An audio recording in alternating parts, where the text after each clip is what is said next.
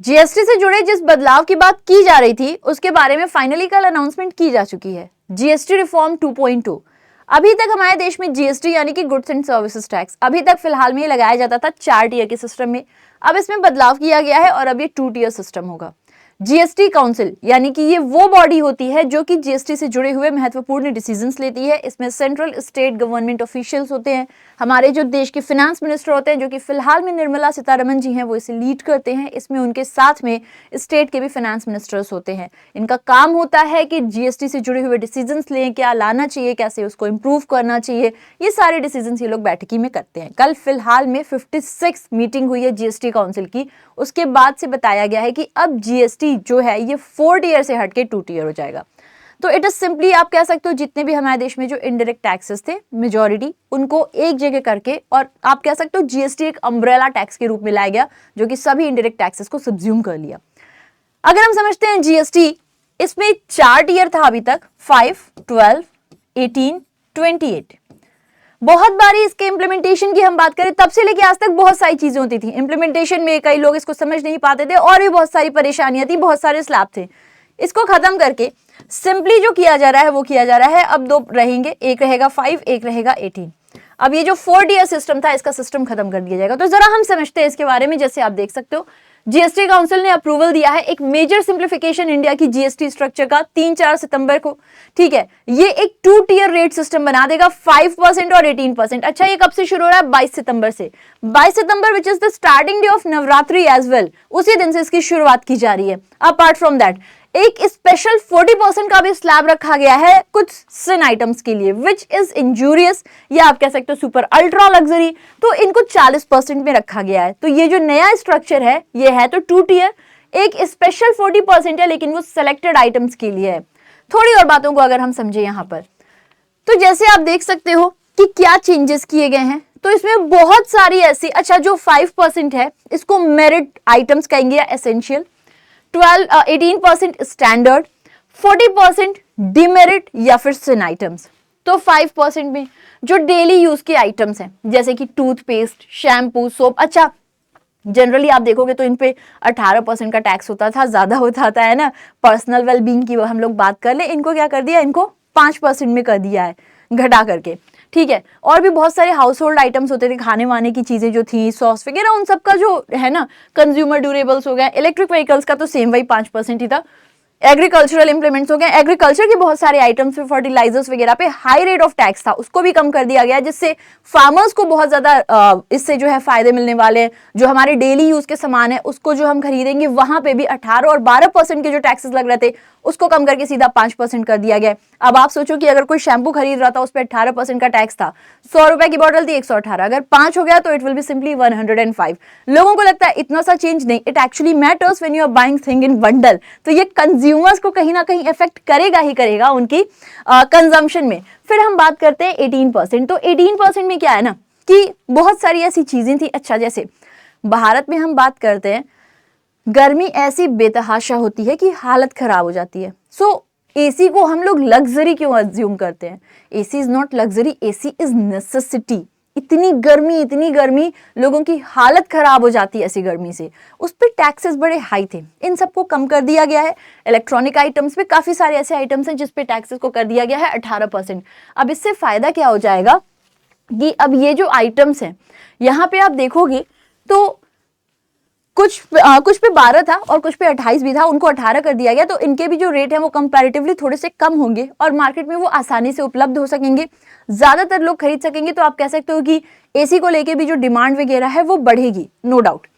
40% की हम बात करते हैं तो टोबैको हो गया, पान मसाला हो गया, गुटखा हो गया, सिगरेट हो गया, ऑनलाइन, अच्छा ऑनलाइन गेमिंग को तो बैन करने की बात हो रही है। लार्ज कार्स, अच्छा कार्स की हम बात कर लें तो जैसे आप देख सकते हो large cars more than 1200 CC petrol या मोर देन 1500 सीसी डीजल या कन्वर्टिबल या जो 350 सीसी से ज्यादा, ऐसे मतलब बाइक्स वगैरह है, उनका कॉस्ट तो इधर आ जाएगा 40% में, लेकिन जो इससे कम है वो 18 है। तो अब जैसे किसी को भाई चढ़ना है कि मैं तो रेंज रोवर पर ही जाऊंगा, मैं तो फॉर्च्यूनर पर ही जाऊंगा, तो यार टैक्स भरो उतना। लेकिन अगर नॉर्मल जैसे क्रेटा हो गई या ऐसी जो गाड़ियां होती हैं उसका जो टैक्स होगा वो कंपैरेटिवली कम हो जाएगा। तो अभी तक जहां पे ज्यादा टैक्स भरा जा रहा था, 28% दिया जा रहा था, वो कम होके 18 में आ जाएगा। तो जाहिर बात है टैक्स मतलब लाखों में लगते थे, तो 1-1.5-2 लाख की तो वहां से लोग सेविंग्स कर सकेंगे, वो भी एक फायदा हो जाएगा। ठीक है, तो ये इस तरीके से जो आइटम्स है ना इनको रखा गया है।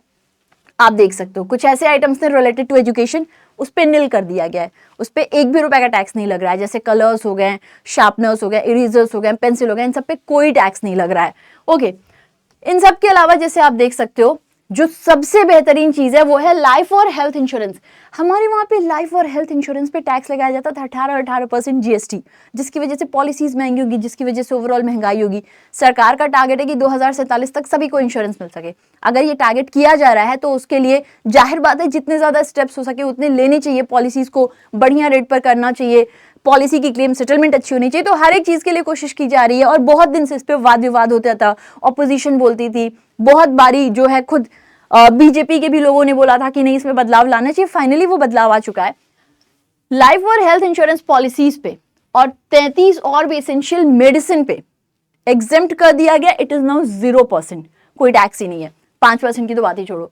ठीक है, क्लासिफिकेशन जो है ना, जैसे क्या होता है कि ये हो जाता है कि भाई देखो जो पहले इनकंसिस्टेंसीज थी, पैकेज पनीर, लूज पनीर, इन सब के हिसाब से क्लासिफिकेशन रखा गया है, चीजों को सिंपली किया गया है। ठीक है, अब अगर हम समझते हैं कि इस रिफॉर्म की जरूरत क्यों थी, सरकार ने ऐसा किया क्यों है। देखो बेटा, एक बहुत बड़ी चीज है कि इस रिफॉर्म के आने से पहले तो सिंप्लिसिटी है। जो लोग जीएसटी वगैरह भर रहे थे उनके लिए सिंप्लिसिटी हो जाएगी, कंपैरेटिवली चीजों को वो करना, क्लासिफाई करना, चीजों को आसानी से वो लोग भर सकते हैं। ठीक है, तो ये एक होगी। हाँ, एक चैलेंज आएगा जब अपने कंप्यूटर में जो ऑलरेडी आपने जो प्रोडक्ट खरीद रखा है, आपने कुछ और टैक्स भरा था, अब आप उसको बेचोगे 22 सितंबर के बाद से कोई और रेट पे बेचोगे, तो ये सब एक प्रॉब्लम आएगा।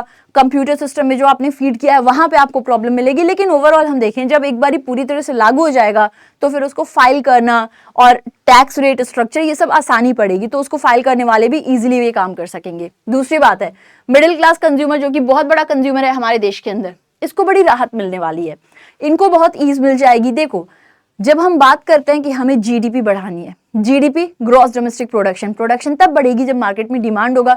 डिमांड तब होगा जब कंज्यूमर्स जाएंगे, अट्रैक्ट होंगे, उनके पास पैसे होंगे, बहुत जरूरत से ज्यादा खर्चे ना हो, या आप कह सकते हो बहुत जरूरत से ज्यादा महंगाई ना हो कि हम उसे अफोर्ड ही नहीं कर पाए, चीजें अफोर्डेबल हो, हम उसे खरीद सके, हम मार्केट में खर्चे कर सके। हम खर्चे कर सकेंगे तो बनाने वाली कंपनी उसको बनाएगी, जीडीपी बढ़ेगा, ओवरऑल कहीं ना कहीं ये एक्सेलरेट करेंगी चीजों को। सरकार ने इसके पहले भी टैक्स रेट पे क्या किया था, 12 लाख तक की स्लैब को कर दिया था 0 कि उन्हें कोई टैक्स नहीं भरना है। तो ओवरऑल सरकार अपनी तरफ से पूरी कोशिश कर रही है कि जो डोमेस्टिक कंजम्पशन है वो जितनी हो सके उतनी बढ़े, क्योंकि जीडीपी में इसका बहुत बड़ा कंट्रीब्यूशन होता है। ठीक है, एमएसएमईज को भी इसमें बहुत ज्यादा सपोर्ट मिलने वाला है, रिड्यूस हो जाएंगी कंप्लायंस, और उनके ऊपर जो दुनिया भर की क्लासिफिकेशन का डिस्प्यूट था वो भी इनके साथ में खत्म हो जाएगा। ठीक है, अब देखो अच्छी बातें तो हमने कर ली, कुछ और अच्छी बात करके कुछ इसके कॉन्स को भी समझने की कोशिश करते हैं, प्रोज की बात करते हैं। एक तो यार कंजम्पशन बूस्ट हो जाएगा। ठीक है, कंजम्पशन बूस्ट होगा। एनालिस्ट जो है वो एक्सपेक्ट कर रहे हैं कि इसकी वजह से जो हमारे देश में जीडीपी है ये 1 से 1.2% बढ़ सकता है। अच्छा, बहुत लोग ये भी कह रहे हैं कि ये जो डोनाल्ड ट्रंप का टैरिफ आया था इसकी वजह से ये किया गया है। कुछ ऐसे एक्सपर्ट्स हैं जो कह रहे हैं कि एक्चुअली जो है ना ये जीएसटी रिफॉर्म की वजह से काफी सारी चीजों को हम टैकल कर सकते हैं। तो देखो एग्जैक्टली ऐसा नहीं है कि डोनाल्ड ट्रंप ने कुछ कहा इसी की वजह से हम ला रहे हैं। इंटरनेशनल मीडिया इस बात पे बहुत हाईलाइट कर रही है कि डोनाल्ड ट्रंप ने कहा, डोनाल्ड ट्रंप के टैरिफ की वजह से ऐसा हो गया वैसा हो गया। एग्जैक्टली ये रीजन नहीं है। बेसिक ये रीजन है कि भारत चाहता है कि जीडीपी बढ़े, डोमेस्टिक कंजम्पशन बढ़े, और जीएसटी को लेके बहुत दिनों से बात चल रही थी तो ये करना। अच्छा, कुछ लोग ये भी कह रहे हैं कि बिहार इलेक्शन की वजह से हो गया। सो बेसिकली देखो रीजन जो भी रहा हो, फायदा ये होगा कि डोमेस्टिक कंजम्पशन बढ़ेगा, जीडीपी में ग्रोथ आएगी। ठीक है, देन लोअर इन्फ्लेशन। देखो इन्फ्लेशन क्या होता है, प्राइस का बढ़ जाना। यहाँ पे तो क्या आ रहा है, टैक्स का रेट कम कर दिया जा रहा है। अगर 12% 18% से 5% में आ रहा है, यानी कि कम हो रहा है ना, तो इन्फ्लेशन बढ़ थोड़ी ना रहा है, वो तो हम लोग थोड़ा लोअर कर रहे हैं। ठीक है, बेटर कंप्लायंस, चूंकि 2 ही स्ट्रक्चर है तो समझना आसान होगा। बहुत सारे सेक्टर्स हैं जिन्हें क्या होगा, जिन्हें इसमें अब जैसे गाड़ियां वगैरह ही हैं जो एसयूवी नहीं होगी, जो नॉर्मल है, जो छोटी कार्स होती हैं, उनमें और ज्यादा डिमांड बढ़ेगा, क्योंकि टैक्स के नाम पे लोग बचा सकेंगे 1.5 लाख के रुपए, है ना। ज्यादा भी बचा सकते हैं, कम भी बचा सकते हैं, depending upon the price and everything. तो उस पे भी उन लोगों की जो डिमांड होगी वो बढ़ेंगी। एफएमसीजी सेक्टर्स को इससे फायदा मिलेगा। तो overall it is going to help them. Companies का भी प्रोडक्शन बढ़ेगा, डिमांड बढ़ेगा। जब डिमांड वगैरह बढ़ेगा इवेंचुअली हो सकता है जॉब भी बढ़े ही बढ़े, क्योंकि वो कहीं ना कहीं सब रिलेट करती हैं। Then when we talk about cons, जो एक बहुत बड़ी परेशानी होगी वो होगी कि सरकार ने इतनी सारी चीजों को तो सस्ता कर दिया है, अब यहाँ पे सरकार को लॉस देखने को मिल सकता है। तो क्या है कि जो एस्टिमेटेड फिस्कल इम्पैक्ट है इसका, वो बताया जा रहा है कि 48,000 करोड़ या फिर 5.5 बिलियन डॉलर होगा फाइनेंशियल ईयर 2026 के। स्टेट कंपनसेशन बर्डन आएगा, तो कंपनसेशन सेस 2026 के लिए कर ही दिया गया था। स्टेट कंपनसेशन के ऊपर भी बर्डन आएगा। Petroleum tobacco driven cess obligation, इसकी वजह से सेटलमेंट होनी है। सिन गुड्स की जो ट्रांजिशन है उसमें भी हो सकता है कुछ परेशानियां। तो ये सारी चीजें हैं जो हो सकता है कुछ प्रॉब्लम क्रिएट करे। एमएसएमईज और इंडस्ट्रीज इसलिए भी थोड़े से कंसर्न है कि हो सकता है इसकी वजह से कहीं कुछ डिलेड जीएसटी रिफंड ना हो, इन चीज़ों को इम्प्लीमेंट नहीं किया गया तो ज़रूरी है कि टाइमली इम्प्लीमेंट कर दिया जाए ताकि जो जीएसटी रिफंड होना है वो उनको भी मिल सके और काम अपने चलते रहें। तो इसके कुछ कॉन्स हो सकते हैं। Then impact on government spending as we have just done, कि इनके ऊपर 48,000 करोड़ तक का अपना खर्चा आएगा और स्टेट्स को भी कंपनसेशन चाहिए होगा, जहां पे उनका मतलब जैसे टैक्स कलेक्शन हो रहा था तो टैक्स कलेक्शन ज़्यादा था, मान लो रिड्यूस कर दिया जाएगा, थोड़ा कम हो जाएगा, तो स्टेट्स को भी उसका कंपनसेशन चाहिए होगा ताकि वो भी चीज़ों को चला सके। ओके, तो ये सरकार के ऊपर जो खर्चा आएगा that is the only thing that they have to deal. Not only thing, और भी अपनी कंप्लायंस को लेकर परेशानी हो सकता है कि इम्प्लीमेंटेशन में परेशानियाँ कुछ है, तो ये कुछ चीज़ें होंगी डील करने की, लेकिन लॉन्ग टर्म देखा जाए तो इट विल बेनिफिट। एनीवे, अगर आप हमारे साथ में तैयारी करना चाहते हो तो वी हैव बैंक महापैक अगर आप एक बार ही लेते हो तो यहाँ पे आप लोगों को जितने भी दिन का लिए हुए हो कोर्स, उतने दिन के लिए जितने भी हमारी तरफ से जितने भी दिन का ये प्रोग्राम लिए हो, उतने दिन तक हमारी तरफ से जितने भी कोर्सेज आते हैं आप उन सभी को एक्सेस कर सकते हो। प्री मेंस इंटरव्यू सारी तैयारियां कराई जाती हैं, या आप 6 मंथ 12 मंथ 24 मंथ्स के लिए ले सकते हो। ओके, सो अभी फिलहाल में हमारे वहाँ पे सेल भी चल रहा है। इस सेल के दौरान अगर आप लेते हो हमसे अगर आप लेते हो हमारे प्लेटफॉर्म से बैंक महापैक, तो आपको 80% ऑफ मिलेगा लाइव बैचेस पे और महापैक पे। फिर मुलाकात करेंगे। Till then thank you, take care, love you and bye bye.